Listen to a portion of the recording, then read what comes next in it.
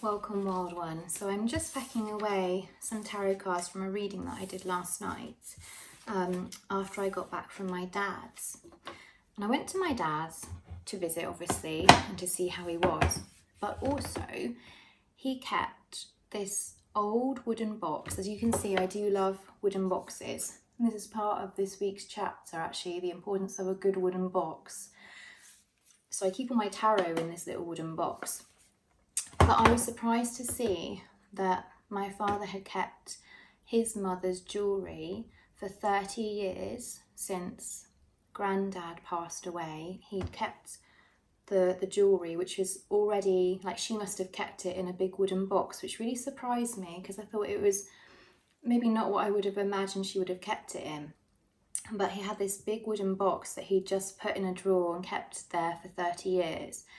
And he gave it to me last night to go through. So I'm not going to share all the contents of my grandmother's jewellery box because I just feel that, especially because of that time, I feel like a jewellery box is almost the same as a lady's journal or her diary.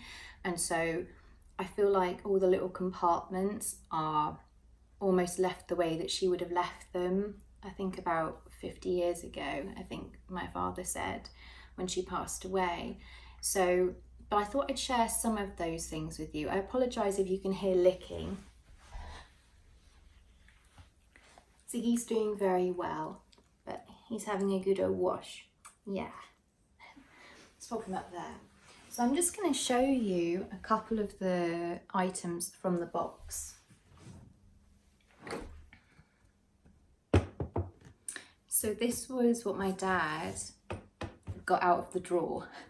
And my grandmother's jewellery box on my mother's side of the family was quite small, and it was like quite velvet and very sort of feminine. But this is like, to me, it was quite like a masculine box. I wondered if it was maybe Granddad's, I don't know. But I was quite surprised because obviously I have my love of wooden boxes. So most people keep their tarot cards in black cloth. I keep mine in a wooden box. That's just always what I've done. Actually, come to think of it, I'm surrounded by wooden boxes, aren't I? But that really surprised me. So I thought what we might do is just reflect a little bit on some of the items, just a few, as I say, not all of them. So one of the things that I noticed was that there's a lot of abalone jewellery, a lot of like shell jewellery. So I'm going to have a bit of a research about that in a moment and just let you know what that might symbolise.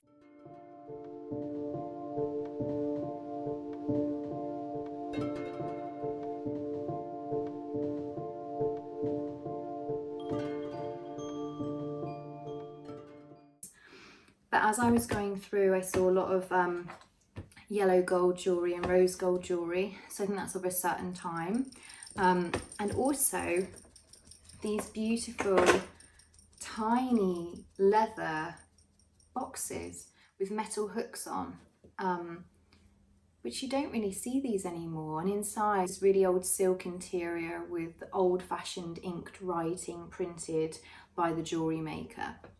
So I thought we might have a look at some of those. Some pieces that I think are probably Art Deco, you know, that sort of paste that would have been not your jewellery for best, but that you might wear maybe when you were going out for a meal or something, probably to hold your scarf together, a lot of scarf rings, so things that we just don't tend to use so much now. And again, I think this is made of shell, and I think this is a crochet hook. If you know what this is, please let me know, but it's on its own. I thought this might be my great grandmother's. There's a few items in here that I won't share, just because I had a feeling that they were more sentimental. So a couple of crosses, beautiful, beautiful crosses. And when I held them, I felt like a really lovely energy with them. And they're very Art Deco-y, so I might show you a little bit. I don't know, I'll see. I'll think about it when I'm editing probably. But I think what's really important about, you know, seeing so many crosses when I you know, obviously wear a pentacle, a pentagram and a circle, and I'm pagan, is I was thinking, what would my grandmother think about what I'm doing? Like, what would she feel about my belief systems? But I was very comfortable with hers, and I think that goes back to the video that I did in the graveyard, where I was talking about the fact that we come from this long lineage, and all the people that came before us will have had different variants of belief systems, maybe some that are completely different from our own. So I feel it's vitally important that we don't kind of, even if we've had a bad experience, perhaps with another person from another belief system, perhaps who's genuinely sort of persecuted us, I feel we shouldn't sort of write that whole belief system off and judge everybody who believes that, because that sort of creates this level of fear and potential for hatred and prejudice within ourselves. And I think it's really important not to have that, because ultimately we come from all the generations that came before us who likely believe many different things. So a pagan often comes from a Christian lineage, and the Christian lineage often comes from a pagan lineage, which I think is really interesting. And I don't hear people discuss that subject matter so much. It's almost very binary, isn't it? It's sort of everything is on a comparison of the present moment. But when we go back in time, our roots come from diversity. So that's one of the things I was thinking. But one of the interesting elements of this jewellery box that reminded me of my grandmother on my mother's side's jewellery box as well is all the tiny little secret compartments. And it reminded me of being a child playing with my mum's jewellery and, you know, her costume jewellery, and seeing where she placed everything. And, you know, then that you'd have your jewellery for best, or the jewellery that was handed down to you through the generations. You know, I do have some of my great grandmother's jewellery on my mum's side that's handed down, that's really special. But it's almost like each little piece in its little tiny compartment holds this story, and you know I love stories. So I don't know if you have a jewellery box or something similar, but I wonder, like, is it to you a bit like a diary, you know, where it's got a story and there's something sentimental about it. And obviously there's so much I don't know about the meaning behind these pieces, but they're part of, you know, my heritage, and they're part of someone's life. And so for me, it's not even about the monetary value of something. You know, largely the pieces, they're not worth a lot, but there are some, like this tiny brooch that looks like it's made of clay, possibly like Fimo clay or maybe metal. On the back it's definitely metal. That's a tiny little secret garden, which I loved because I found this on the same evening that the Secret Garden video went live. So I thought that was really uncanny, and I thought I probably will wear this sometimes. And I said to my dad, oh, this is so sweet. And he said, oh, actually, I think I do remember her wearing that. So that was really lovely. And that's probably my favourite. You know, some pieces are gold, and obviously, you know, gold is still worth quite a bit, but I would never be selling anything. You know, these are like my only connection to her, really. So it's just interesting. It's not always about the high value, is it? It's the sentimental value and the story.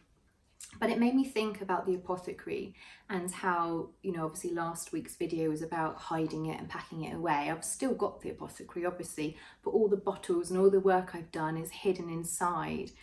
And I thought, what if I could find a box like this with all these different little compartments in it? And what if I could make a portable apothecary? So today is Saturday, and I was thinking we would go into town to my favourite antique store that's around the corner, and they're very kind because they always let me film, and we'll see if we could find a suitable old wooden box. It's actually old wooden boxes, even in an antique store, are often not very expensive. A lot of people don't really want them, don't really use them, find them quite cumbersome, but I just think they're beautiful. I think this is probably walnut, and it's got you know, a shell. It's kind of embossed with shells, and it's obviously fairly worn. There's a big crack in it, and you know, as I carried it into my home last night, pieces were actually chipping off. So I think it's very delicate, and I want to just keep this almost like a museum, just as it was. I've tried to be careful and put everything back how I found it. And even though probably my grandmother wasn't the last person to handle the box, you know, obviously my father and my auntie did, most likely when they were preparing my grandfather's estate, but I still like to believe that everything's in its place, like the last way that she put it there. So I don't know. I guess I'm a very sentimental person, but let's go and see what we can find in the antique store and see if we can find a box that could be like a temporary apothecary. I'm taking a risk here because this is genuinely filmed before going to the antique store, so maybe I won't even find anything, but you know, let's see.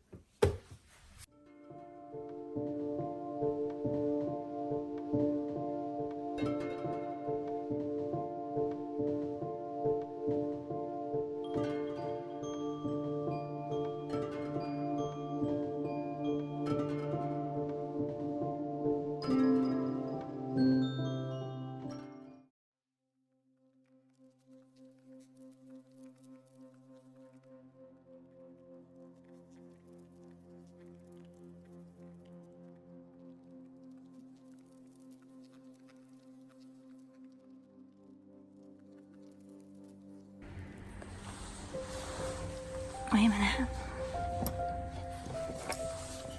Oh. 6.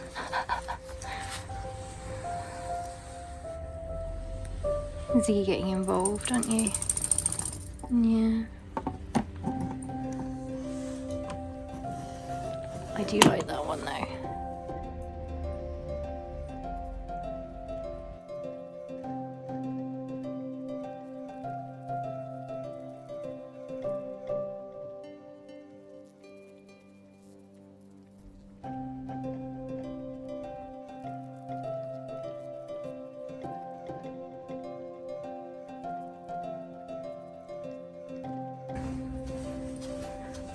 Ziggy, where are we going? Are you gonna lead me to a box?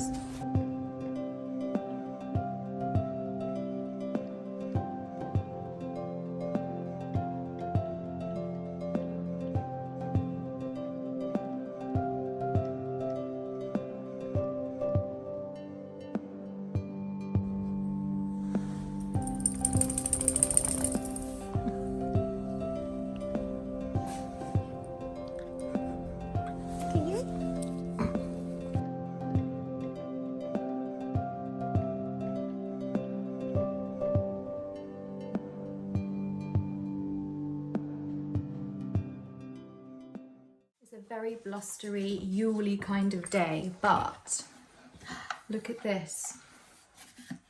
I think this is an early 1900s trinket box. I think it's probably Victorian, but look at that beautiful inlay. It's so gorgeous, and the details. That's Ziggy drinking. He came with me, as you can see in the video. He did a very good job of identifying potential pieces and looking at himself in a beautiful Art Deco mirror. But I just love these details, and this is why I think you should always buy something old and not something new. But it hasn't got any compartments in it anymore, and it hasn't got any velvets, but that's something that I can put in. It also doesn't have a key anymore, but that's okay. You know, this is a thing of buying something that's, you know, hundreds of years old. So I think it's beautiful, but the main thing is it's tall enough to fit some bottles inside. So I just need to choose now what this like mini apothecary box is going to be. And I'm thinking I'm going to keep it maybe, you know, the kettle or something. I don't know, but you know, maybe it's going to be like in its own little nook. But I'm so pleased with this. I think it's a real treasure. It was on for £32 and I asked to have it for 28. To be honest, I think I probably should have asked for 25, but you know, I know they wouldn't have sold it to me for that, so I did have to haggle. And this is why whenever you go antique shopping, you should always take cash. Never take your card with you, because if you pay by cash, usually you can haggle down. So I mean, look at that. so beautiful, isn't it? I'm really, really happy with this. So now we just need to make the portable apothecary in the insides.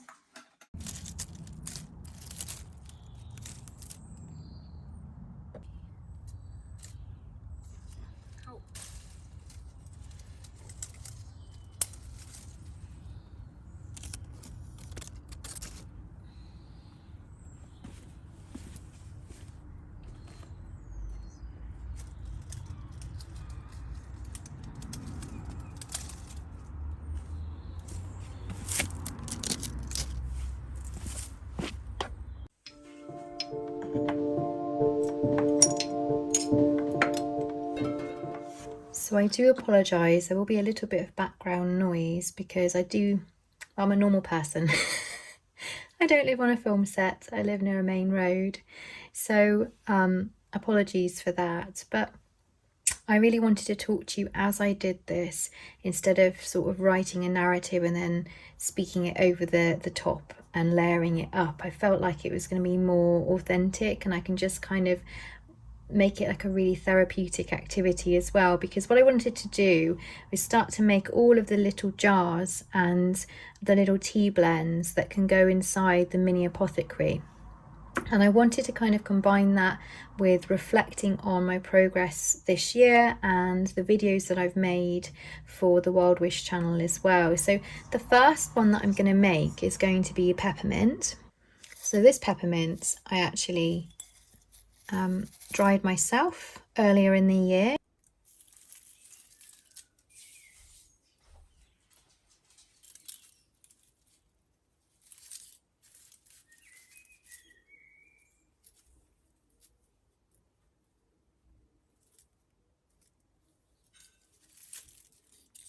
Wow, smelling wonderful right now.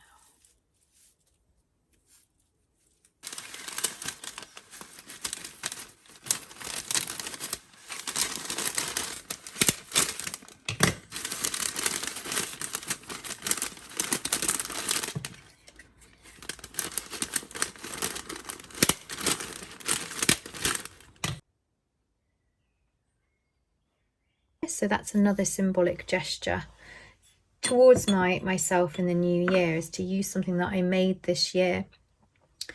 And peppermint, as you can see on the jar, it's used a lot for protection, healing, money, travel and lust. I mean, that's quite a variation, but I mean, I think that it's mainly used for protection and also for renewal. And so I like to think of this little blend as being all about new beginnings. It's really crispy. It's come out well, actually.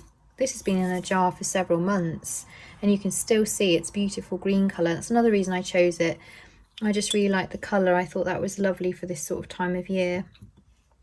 So I'm going to put peppermint in there, and then when I have this, I'm going to really think about everything I've achieved, the new beginning. So the very first pilot episode got off to a really strong start, and I'm going to use some cranberries to sort of represent the strong start because they tend to be quite symbolic of strength. So we're going to add some cranberries in. So these are beautiful, aren't they? They have such a gorgeous colour. I think we always associate them with this time of year as well. So some dried cranberries are going to go in there. So it's going to be a cranberry and peppermint blend. I'm just going to get my little cork and see if I can't just shake that up a wee bit. It probably will sit on the top, but there we go. I already think that looks beautiful. And this is going to remind me of everything I've achieved, of strong starts, of sort of like the freshness of a new beginning, a bit like springtime in a jar, I guess, which might sound a bit strange for Yule time, but I think that it's really important to be able to let things go at Yule and then have, you know, that light coming back in for the new beginning. So that's what that's going to signify to me. Really cute. And I think, you know, the very first episode of Wild Wish and the Enchanted Apothecary it did have a really strong start, and it was really like quite exhilarating and exciting, and also really nerve-wracking because I didn't think anyone was going to watch it, and I kept having hundreds of subscribers over each day. And I think that's something that YouTube maybe does to sort of encourage you to keep going, because then you sort of plateau and you start to drop off again. So I sort of stayed around 700, I think, 700 subscribers, and I appreciate every single one of you. And to be honest, I never really started this to have, you know, masses of subscribers and it's all about views and likes. I find that, of course, I would like that. You know, I'd be lying if I said I didn't, because it means that, you know, what I'm making is making a difference, and it's important to you in some way, and it sort of motivates me to keep building the community that we have online. But really, for me, it was about communicating something, and I didn't really know what I wanted to say, and it was about learning how to make YouTube videos and giving myself the challenge of doing it on a weekly basis as well. So yes, so that's sort of the strong start that we had. And then of course the second episode was when we visited the Chalice Well and we thought about the symbology of water. So that was again very much about cleansing and purifying and new beginnings, and that was such a beautiful time of year as well. All the flowers in that garden were just gorgeous. The little tiny robin that appeared, I found him really cinematic in the way that he just appeared and had a little dip in the water. But I think one of the things I found really hard was trying to get my audio levels right. And at that time I was just speaking into the laptop, so I didn't have a condenser microphone. So as a tip for anybody thinking of starting their own series, get a condenser microphone. That's my top tip, reflecting on the episodes so far. But I think what was so important to me was, you know, connecting with you all, and some of your beautiful comments that at the very beginning helped me to keep going, and also to have the critique. Like, some of you would tell me what's not working, some of you would tell me what is, and I really appreciated all of that, so thank you so much. So jar 2 is going to be a really simple one, and this is going to be in relation to the ancestors, whom I feel have been on this journey with me this whole time, and has been like quite a feature of the series. And actually the video I did around the ancestors was quite popular. So I wonder if you're all quite interested in that sort of side of magic and belief systems. So for this jar, I am going to, of course, fill it with mugwort, and this will be a sleepy tea. So if there are any days when I'm feeling like I can't sleep very well, I shall have about a teaspoon of this in my infuser. Obviously, as I've mentioned in my previous episodes, it contains thujone, so you have to be extremely careful with mugwort, and always take precautions and do your own research.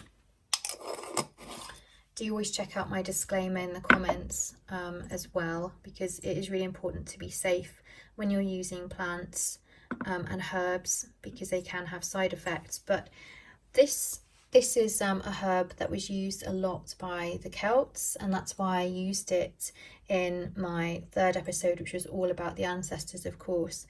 So in that episode, I remember that I took you to all these beautiful places, like the local museum, and then I had this vision of a longboat in my mind, which was really extraordinary. And then I researched a longboat and found that there was one just about half an hour away. So I went with family. My mum and I went together actually, and so again it was very much about family, that episode, and we'd never been to this site before. And there it was, this beautiful replica Viking longboat. So that was really extraordinary, because, you know, I've been living around this area pretty much my whole life, and I never knew that there was a replica Viking longboat nearby until I had this vision of it whilst I was making that episode. And I learnt so much, and I saw, you know, the skulls of my ancestors, and that was just a really powerful moment for me. So that's a favourite episode of mine actually, although again I hadn't quite got my sound right, so a couple of you did sort of like let me know, and I really appreciate that, because that was the point where I bought the new condenser microphone. And of course chapter 4 was all about being at home. So that again, and that was where I started to get ready for Halloween, but it was really about home and my homeland. So of course what we're going to do with this jar is we don't need to even label it. We're going to use the Runo Tala.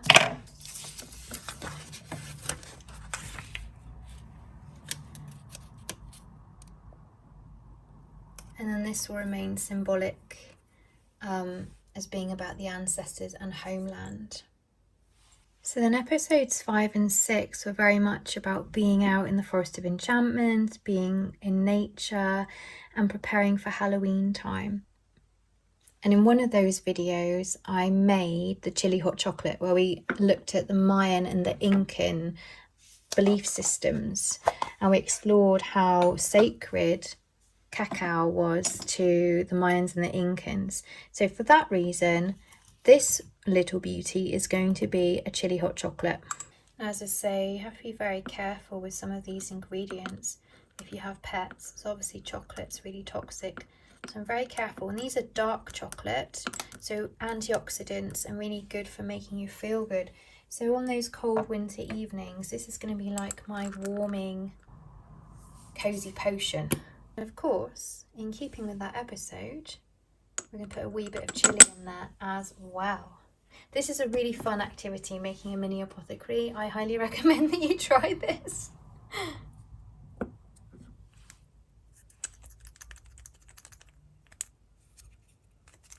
And shake up all of the chili and the cocoa together so you don't get like a really just chili drink, because you want it all fiery and mixed up together, but not like so it's going to take your head off. But that looks cute. Yeah, I'm going to look forward to that.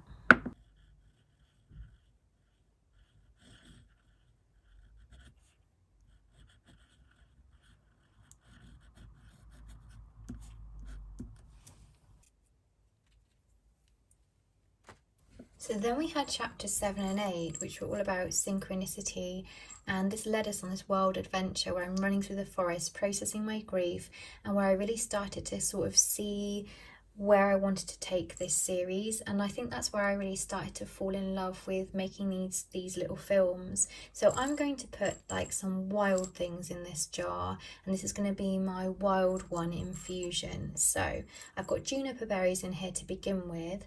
I'm also going to add some more cranberries because it is for Yule after all.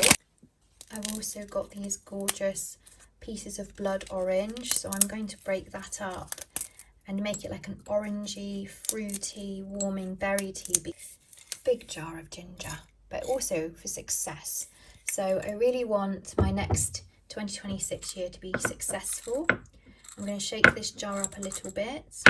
I think I might add some more orange, but doesn't that just look so beautiful? To me, that's like the infusion that totally matches the Wild One song and the Wildflower episode, The Fable of the Wildflower. Wild one, wild one. Oh. And it was jam-packed, which that episode was. Like, that was quite I think it was 24 minutes, 26 minutes. It was quite short compared to some of mine, but it had so much effort that I put into it and the song and everything. So that's quite good. But look how pretty that is. Oh, I think that's so much like those chapters. So when I have this, I'm going to remember what I'm capable of, you know, and maybe have it before I go on adventures, or take it with me because it's so small and it's portable, of course. Wild one, wild one.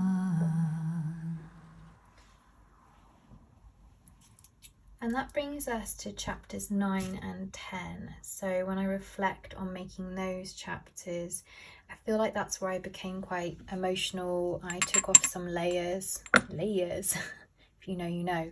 And oh, there we go. I'm going to get some chamomile out for this one. So this is going to be a calming tea to be ready there for when I feel emotional through the winter, because it is emotional time. And, you know, I'm dealing with some things like grief at the moment. So I want something there for me to support me in those times, and actually so that I do release my emotions and I process, because we get so busy that we forget to sort of check in with ourselves. And I feel like those episodes were almost like me writing my journal and then just putting it out there so that anyone who happened to see that thumbnail and clicked would experience my innermost feelings, which is a very unusual thing for me to do. I'm also going to put some rosemary in this as well. Good old bit of elf leaf. I do like rosemary with chamomile, and I think it looks really nice. It's like pine needles. I did actually want to put some pine in, but I actually don't have any at the moment, so I probably will add that to the mini apothecary in due course. So yes, a bit of chamomile and rosemary in there, probably a bit more chamomile.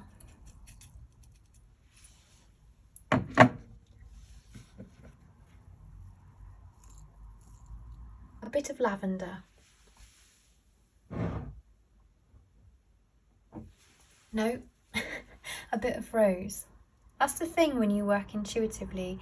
You just know sometimes when you reach for something, you suddenly put it back. So we're going to put some rose in, some beautiful rose petals there. You know, maybe I'll have this infusion holding a piece of rose quartz. If I want to slow down, feel some love, feel some healing, or maybe a nice piece of green fluorite. You know I'm a big fan of the fluorite for healing work. So I just think that's so sweet and delicate. And I think that's how I felt when I was making those chapters as well. So I've really put myself into some of these episodes. So I think what we're going to call this one, the Healing Heart. Healing Heart Tea. And I'm going to put the rune Largus on there and a couple of hearts and also Gabo, just for the sort of partnership and gifting elements, like a gift to myself. But Largus is the rune related to emotions. So yes, nice piece of amethyst, rose quartz, clear quartz or fluorite would be good, I think, for me with this one. So I hope those episodes did sort of reach you in some way, and I thank you for your lovely comments because some of you wrote some beautiful things to me. So now we come to last week's chapter and this week's chapter, so 11 and 12. So this is my midway point because I'm really hopeful to make 22 chapters altogether. And so I think these are quite symbolic about learning and the journey so far, because you know, whenever you start something and you have an ambition, it doesn't sort of just suddenly click into place. It's a gradual process. And I think for this one, I'm going to put some lemongrass in this. And this is going to be like a zingy kind of, I'm wanting something where I can really imagine like new beginnings and a bit of a wild card, like a wild card tea, where you're at this halfway point and that's where you often hit obstacles, which we have done. I've had such a difficult month. It's been the hardest month of the entire year, and you know about some of it and some of the things you don't. A month of great change and also just software malfunctions. So this episode is, as you know, if you watch my series, it's a week late. I had software updates on my editing software and also on my phone, which I use to record, as you know, and both things have made life incredibly difficult. So yeah, the software for editing made my microphone and my narratives not record properly, and the update to my phone seems to have impaired my phone from actually filming any longer than 30 seconds. So it's been really challenging, which is why I'm talking a little bit more quickly in case it suddenly stops. But as I say to you, we keep going, we always keep going. And when we hit a blockage, I'm thinking of the tarot card of the 9 of Wands, where you hit this wall or this barrier, but you find this sort of final energy inside you to keep going. It's almost as if when you're studying for an exam and you get that exam fatigue, you've been studying so long that you feel you can't even go and sit the exam, except that something arises inside you and you sort of just suddenly move forward and you crack it. And basically, and that's what this little infusion is going to represent for me. It's going to be that, like, a perseverance tea, but not just mindlessly persevering. It's about intention. We've said this series all along is about intention. It's not about perfection. And so this is about stopping and asking yourself, whilst you have your cup of tea, is this path the one that I want to walk on? And if it's not, you know, what is it I really want to spark? What would be my Ace of Wands moment right now? Or the Page of Wands? What do I want coming into my life? And if you talk tarot, you'll know exactly what I mean. And I apologise to those of you who maybe don't know tarot yet, or maybe don't wish to dabble in that. But it's something that I've done for a very long time, and it is how I sometimes think about situations. So I think we will add ginger. I'm a big fan of lemongrass and ginger. I think, you know, magical practitioners can often be quite hermit-like, quite isolated, you know. I speak from my own perspective in that I'm quite an introverted soul. If you do Myers-Briggs, then I'm an INFJ.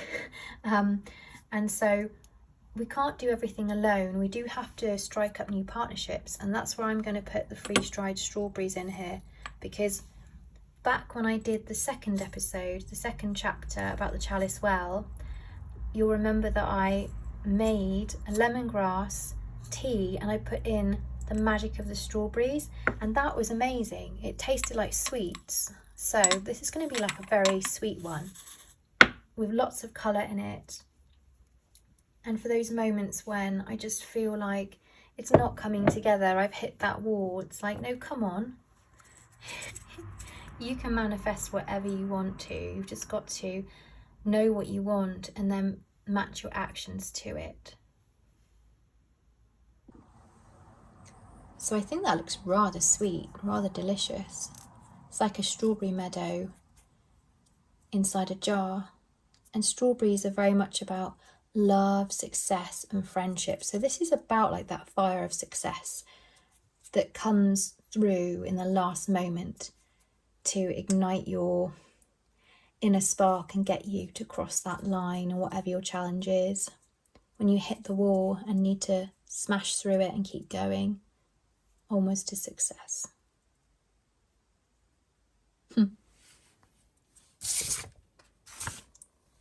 So I'm going to call this the Magic Spark Tea, and I've put the symbols of Gabo for partnership, Wunjo for joy and happiness, and Kenaz for creativity and spark on here, and also the sort of knowledge and wisdom to be able to create that idea. But I think that's the prettiest one I've made so far. What do you think? Anyway, let's go put it all together and maybe decorate it a little bit too.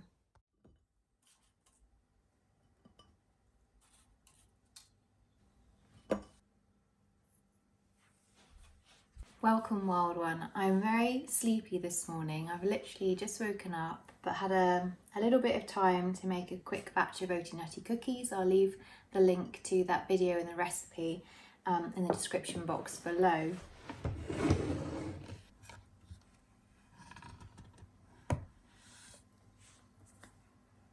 So of course I've got a piece of holly in here to represent the Holly King as he reigns sovereign over the winter Yule time period.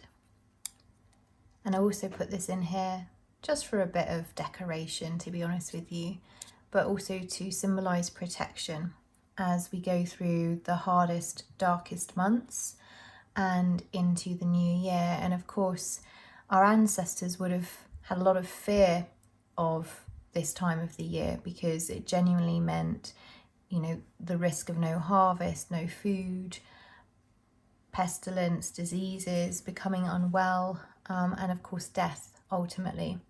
So they used a lot of different plants to cleanse and to bring in the new light of the new year. and to help them to be protected through that time as well. So I see the holly as being very symbolic, especially because it's evergreen, and it just reminds us that of this sort of eternal energy that's always present, even when we can't see it, even when it's hibernating like a little seed under the ground.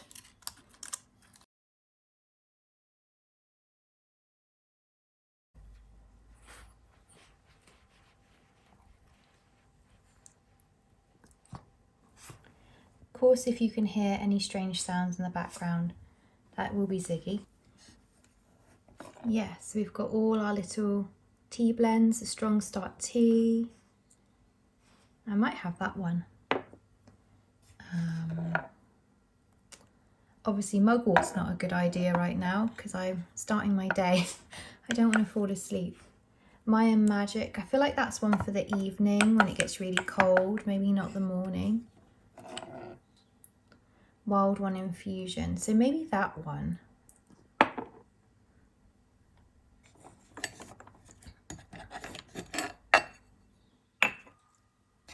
You can see I put a bit of decoration on them as well, so they've all got the little ribbons to help me to remember what they are, but also to use the colours symbolically, and also so it just feels like a bit of a self-love exercise every time that I open the mini apothecary.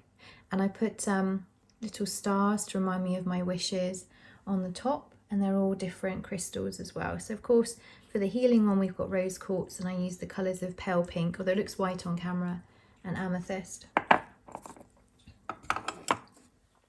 I also put a special piece of amethyst in here, which I thought was perfect for a small tea party because it looks like a piece of cake to me. I bought this on my birthday a couple of years ago in a place that I went to with my father, you know, throughout most of my life. And so it's quite, you know, sentimental to me, and it reminds me of those times and us being together. But when I saw it on the shelf, I just thought, oh, it looks like a piece of birthday cake. And as it was my birthday, I bought it for myself. So I've put that one in there. I think it's got a beautiful colour. It's got the lovely self-care energy that I'm looking for as well. And this one I put the Magic Spark, and I chose a black onyx, I believe this one is, crystal for this, because I wanted to think about, you know, the darkness of the universe before there was a spark. And so this is like about bringing an idea into fruition, but I do love this one so much. So maybe it'll be that one this morning. And then we've got this is inspired by the Abalone, and I've learned how to say it. Actually, I did think it was abalone. I did have a little bit of doubt, but I thought this would be the perfect spoon to use to make my blends. It's like my little secret box of treasures. And then my portable infuser, but I've also got my little teapot as well. I made some oaty nutty cookies fresh this morning, so they're all warm still. And one of the reasons that I make these is because they're very quick to make, 10 to 15 minutes, or until you can smell them. They're high in energy, and they are cheap to make if you're on a budget. And you usually have the ingredients, and you can kind of, you know, you can use things and mix them up if you don't have something. But so I will leave a link to these in the description box below, so that you can revisit that video and make them if you want to. So now I just have to decide which infusion I would like to have this morning. So I feel like the Magic Spark needs to wait, like that's a different moment. So it's between either the Wild One infusion or the Strong Start tea. Sorry if you can see peanut butter under my nails. That goes to prove I really did just make the cookies. But you know, I always have some kind of ingredient on myself or under my nails. You know, that's just the witchy way, isn't it? It's real life, folks. So what do we think? I think this one. It has to be the Wild One infusion. That's what I'm hearing you say as well. I also decorated the inside of the box with things like blood orange and star anise, so that when I opened it, it would smell really beautiful. Now, I did think about using star anise in one of the tea blends, but I don't tend to use it, and that's because when I did my research, I found that there was actually quite a lot of risk with using star anise. So I would definitely err on the side of caution, and that's why I haven't used it.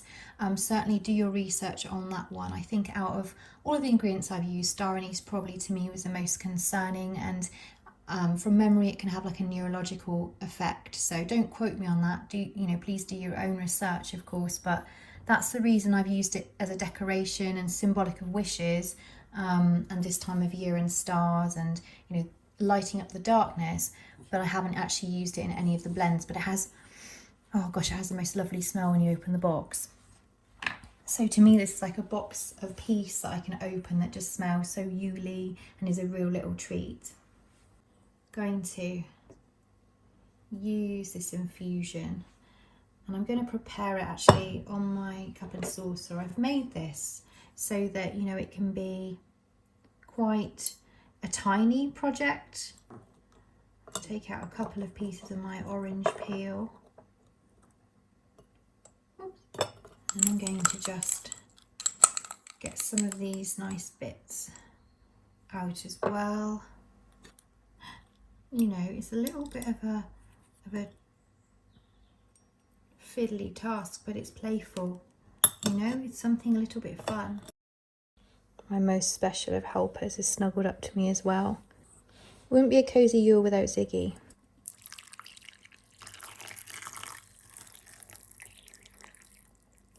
And I also have my cinnamon on standby for success, which I made in my little Wild Wish Shorts video, just as I was starting to build the mini apothecary. So I might put a little stick of that in and give it a swizzle and see how I feel.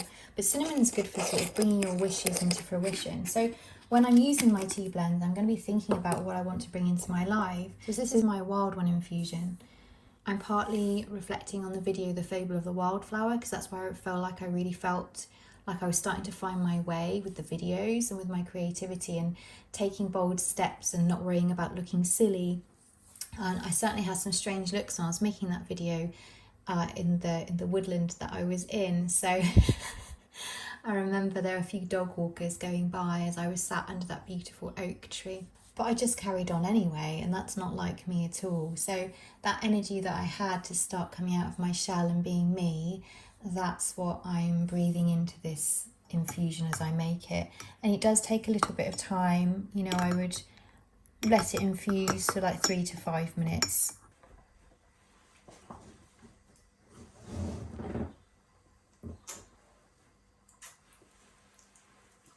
Strawberry's still in bed, she's still sleeping. So whilst this infuses, I just wanted to wish you a very happy and peaceful Yule and a beautiful new year. Thank you so much for all the support that you've given me as I've embarked on this new adventure and taken all these risks and put myself out there. I really truly do appreciate it. As you know, my original goal was to make 22 chapters and we're on chapter 12, so we're over halfway there, which I'm really proud of, because originally I thought I'd be lucky to make 5 and to really stick to that. But what I am going to do is we're going to take a little break over the festive period and over the new year, just for a couple of weeks, maybe 2 or 3 weeks, not much longer than that. So we will definitely be back, and that's just so that I can enjoy time with family. As you know, I have a very unwell family member, so it's important to me to be able to see them and to not be conflicted with trying to stick to this filming schedule, which I have to remember I made that commitment to myself, and it's okay to not necessarily break it, but, well, it is okay to break a promise to yourself, isn't it? Is it? Oh, I don't know. Let me know in the comments. But I think it's okay to flex, it's okay to pause, and I'm definitely going to be coming back. I think that over winter I truly do want to hibernate, and I really do want to let the new ideas kind of bud and come through. And I feel like I've learnt so much over the past, well, I started filming around my birthday, so it would have been around springtime. So it's been many, many months. For yourselves it's several weeks, but for me I started filming in February. And then I didn't like what I made, so I redid everything and I started from scratch, and that was about April, I believe, April-May time. So it's been weekly since then, and it's important, I think, to take a rest like the squirrels and hibernate for a little bit during the darkest time of the year. So I'm going to add a bit more in. So one of the reasons that I chose this teaspoon is because it has a tiny little shell on it. And this just reminded me of the abalone, which, as it happens, I also have a shell here. This one's symbolic of my relationship with Ziggy.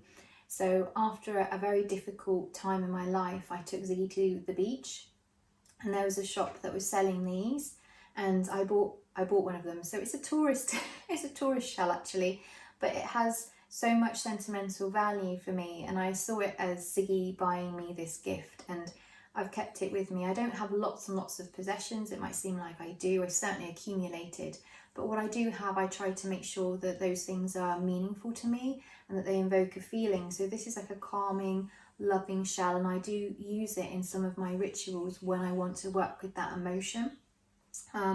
So it's sort of representative of love, I guess. And given that I found abalone, or so much abalone, in my grandmother's jewellery box, something about this connected for me. And I think thinking about how other indigenous cultures have used that shell as part of purification, and how Yule is about cleansing from the year and then welcoming in that new light, it all kind of clicked and came together for me. So along with the holly, I'm also incorporating shells and abalone this year, even though I'm actually a forest woodland witch.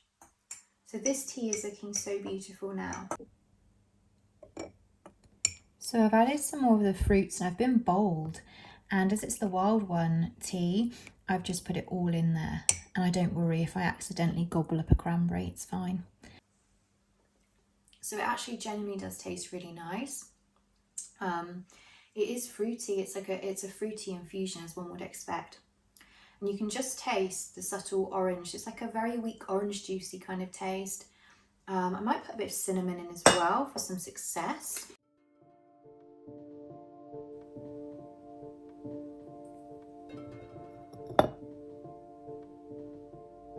So I wrote a little song and a bit of a poem just to say thank you to you, to wish you the most peaceful Yule, and to say that I really hope all your wishes come true for the new year, and I will see you on the other side.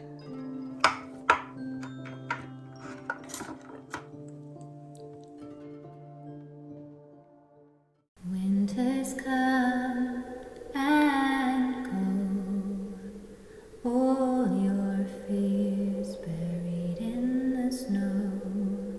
May you find the light inside, and may it guide you home.